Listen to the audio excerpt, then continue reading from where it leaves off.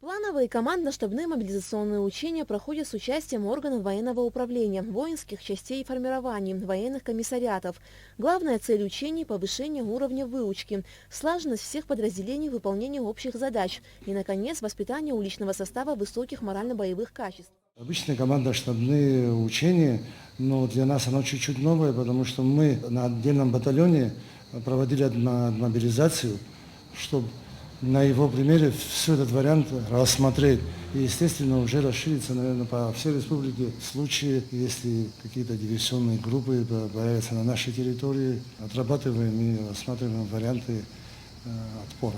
В командно-штабных мобилизационных учениях задействованы все комиссариаты республики, а также военнослужащие 7-й российской военной базы в Абхазии. 15 июля проходил второй этап учений, который включал в себя отмобилизование одного из резервных формирований, предназначенных для выполнения задач территориальной обороны. В данном случае мы на этом этапе привлекаем командование данного резервного формирования, офицеров резервного формирования.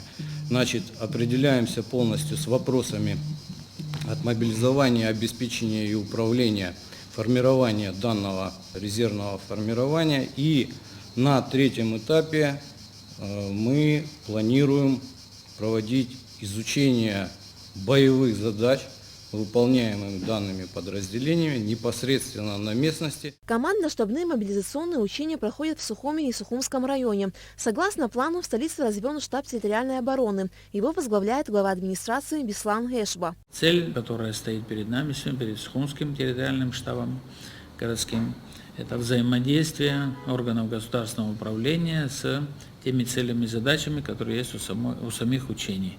Как проводить взаимодействие, значит, какие объекты берутся под охрану, возможное появление условного противника и, значит, выстраивание системы обороны, территориальной обороны тех мест, на которые у нас обозначены и цели, где были поставлены.